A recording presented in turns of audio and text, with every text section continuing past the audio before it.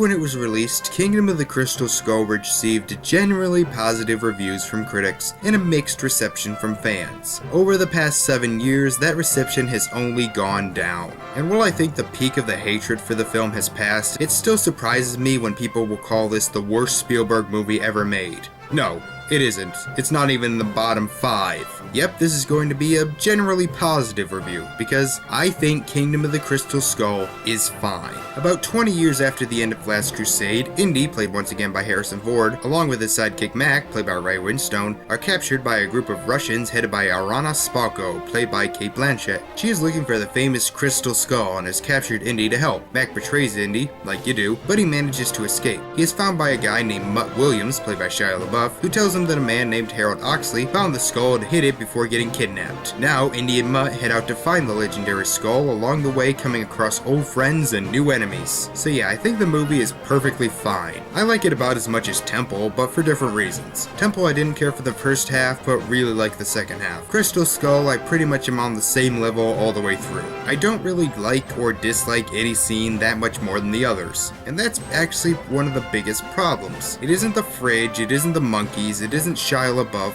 it's that it plays it too safe. That was the thing about Temple. For all its problems, it did go all out, and because of it, was very memorable. Crystal Skull didn't really leave that much of an impression. Indy is way too invincible in this movie. In the other movies, he was beaten, tortured, and had constant brushes with death. Here he is almost always on top of things. In fact, I think he only gets hit like 3 times. It doesn't lead to much suspense when we think the main character can't be killed. There are a few other problems, like the whole double agent thing with Mac. Seriously, of all the things you steal from Last Crusade, you pick the worst aspect, and the twist about who Mutt really is felt a bit forced, like it was there solely to give Indy more stakes. Other than that, I think the movie is pretty solid. Some parts are a little silly, but there were silly moments in the other ones. I like all the characters. Indy is still great. I think Mutt's a good character. Marion's awesome. The villains are pretty cool, and Cate Blanchett is really hamming it up. I really like the action scenes. I think they're a lot of fun.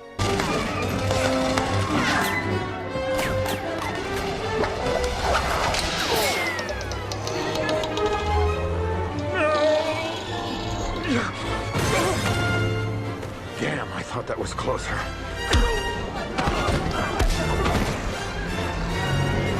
Come on, come on.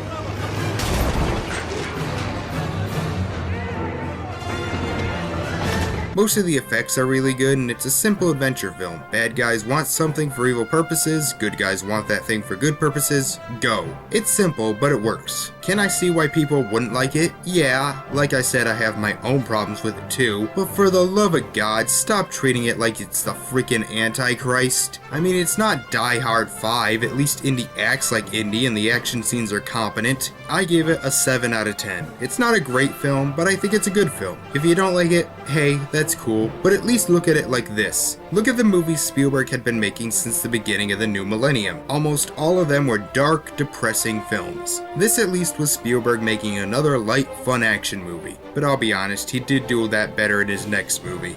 And we'll talk about that one next time. See you then.